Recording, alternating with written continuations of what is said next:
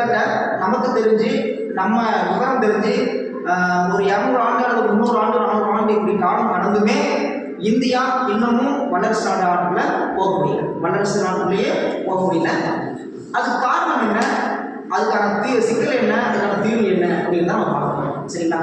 சரி, நம்ம உலக நாடுகளில் மூக்கு மேலே வரலாற்று அளவுக்கு நம்மள்கிட்ட எல்லா தகுதியுமே இருக்கு. அது வந்து பொருளாதாரமும் சரி, அரசியலும் சரி, அந்த அளவுக்கு நம்மள்கிட்ட எல்லா தகுதி இருந்துமே இன்னமும் நம்ம என்ன பண்றோம் அப்படின்னா வல்லரசு நாட்டுக்குள்ளே போகல. வல்லரசு நாட்டுக்குள்ளே வளரும் நாட்டுக்குள்ளே நம்ம போகல, வளர் நாட்டுக்குள்ளேயாம போகல.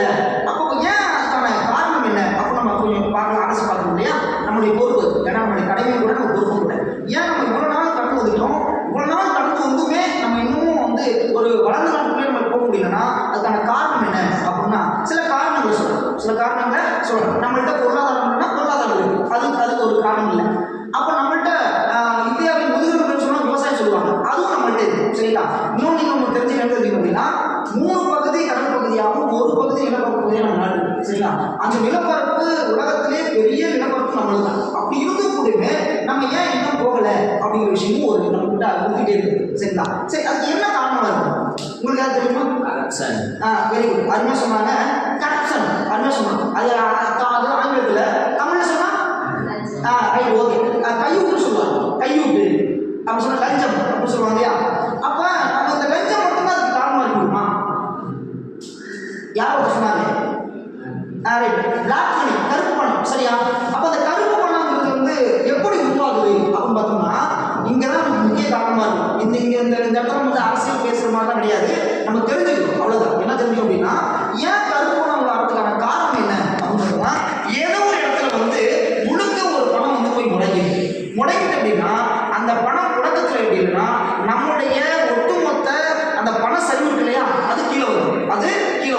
கீழே வந்துச்சுன்னா நம்முடைய பண மதிப்பும் மாறும். அதாவது ஏதாவது ஒரு இடத்துல எங்கேயோ இடத்துல போய் பணம் ஃபுல்லா அடங்கிட்டு அப்படின்னா அது பயன்படுத்தவே இல்லை அப்படின்னா அந்த பயன்படுத்தல அப்படின்னா இங்க என்னன்னா விலைவாசி அதிகரிக்கும். இப்ப பவுன்கள் அதிகம் போயிட்டு இருக்கு இல்லையா, கச்சா எண்ணெய் அதிக விலை போகும், பவுன்கள் அதிகம் போகும். இதே போட்டுன்னா ஒவ்வொரு பொருளும் விலை போட்டுக்கும் போது நம்முடைய மதிப்பு குறையும். எது விளைபொருள் ஏறும், நம்முடைய பண மதிப்பு குறையும். அப்போ குறைஞ்சிச்சுன்னா நம்ம பொருளாதாரத்தில் பின்தங்கி போயிட்டே இருக்கு. ஓகேங்களா? இது ஒரு முக்கிய காரணம். அப்போ கருப்பு பணமும் கையூட்டும் இல்லை அப்படின்னா நம்ம ஓரளவு மேலோக்கி வரும். சரியா? சரி, இதை வந்து எடுத்துட்டோம்.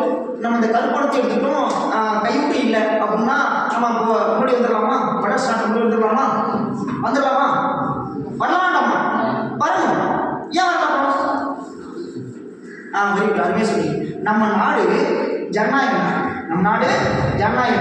யார் வேணாலும் எங்கே வேணாலும் போட்டி போடலாம், எப்படி வேணாலும் அரசியலமைப்பை மாற்றிக்கலாம். ஓகே தானே? அப்போ இந்த அரசியலமைப்பு சரியாக இருந்துச்சு அப்படின்னா நம்முடைய பொருளாதாரமே சரியாக இருக்கும். அப்போ அரசியலமைப்பு சரியாக இல்லை அப்படின்னா பொருளாதாரம் சரியாக இருக்காது. சரி, அப்போ இது வரைக்கும் வல்லரசு நாடு இருக்கு இல்லையா, அந்த நாடெல்லாம் வந்து கரெக்டாக இருக்கா? பொருளாதாரத்துலையும் அரசியலமைப்பும் சரியாக இருக்கானா? இருக்கு. ஓரளவு முழுசாக ஓரளவு இருக்கு. நான் வேணா உங்களுக்கு வேணா ஒரே ஒரு எடுத்துக்காட்டு மட்டும் சொல்றேன். எனது ஜப்பான் சொல்றேன். ஜப்பான் வந்து ரொம்ப குட்டி நாடு மட்டும் கிடையாது, மேப்லேயே ஒரு புள்ளி தான் ஜப்பான். சரியா? அந்த ஜப்பானில் வந்து 4 பக்கமே கடல் தான். எங்கேயும் விவசாயம் பார்க்க முடியாது, எங்கேயுமே விவசாயம் பண்ண முடியாது. கப்பலில் தான் விவசாயம் பார்த்துருக்காங்க. சரியா? கப்பலில் விவசாயம் பார்த்துக்கிட்டு ஒரு நாடு வல்லரசு நாடு ஆகுதுன்னா சான்ஸே கிடையாது. இந்த உலகத்திலேயே மூக்கு மேலே வர வச்சு பார்க்கக்கூடிய நாடு ஜப்பான். ஏன்னா ஜப்பான்ல 2 முறை விவசாயம் கொடுத்துருக்காங்க. சரியா? அந்த விவசாய பூமியையும் மீறி ஒருத்தன் மேலே வரானா ஒன்று உழைப்பு, இன்னொன்று அறிவு. சரிங்களா? அப்போ இன்னொரு விஷயம் நீங்க பார்க்கணும். அங்க நீங்க சொன்ன மாதிரி கரப்ஷன் இல்லை, ஊழல் இல்லை. இது 2 இல்லை அப்படின்னாவே இயல்பாகவே ஒரு நாடு என்ன பண்ணிருக்கோம், மேலோங்கி வரும். அப்போ நம்ம இவ்வளவு பெரிய நாடு, இவ்வளவு பெரிய மக்கள் தொகை அப்படின்னா நம்ம 2 இடத்துல வல்லரசாக இருக்கணும். மக்கள் தொகையில இவ்வளவு வல்லரசாக இருக்கணும்.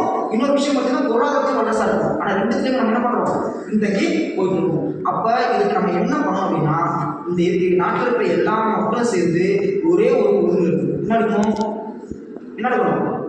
நான் கையூட்டு வாங்க மாட்டேன், கருப்பு பணத்தை சேர்க்க மாட்டேன். சரியா? இதுக்கான தீர்வு இதுதான். ஒன்று வந்து சிக்கல் என்னது, பொருளாதாரம் பின்னங்கி போகிறது சிக்கலாக இருக்கு. அதை சரி பண்ணணும்னா நம்ம என்ன பண்ணக்கூடாது, கையூட்டு வாங்கக்கூடாது. அதாவது அடுத்தது என்ன பண்ணக்கூடாது, கருப்பு பணத்தை ஒரு இடத்துல அடக்கக்கூடாது. இந்த 2 இல்லாமல் இருந்துச்சு அப்படின்னா நம்முடைய நாட்டோட பொருளாதாரங்களை மேலோங்கி போகும் அப்படிங்கிறதுல எந்த ஒரு மாற்றமும் இல்லை அப்படிங்கிறத உங்கள்கிட்ட நீங்கள் தான் பதிவு. சரியா? நன்றி.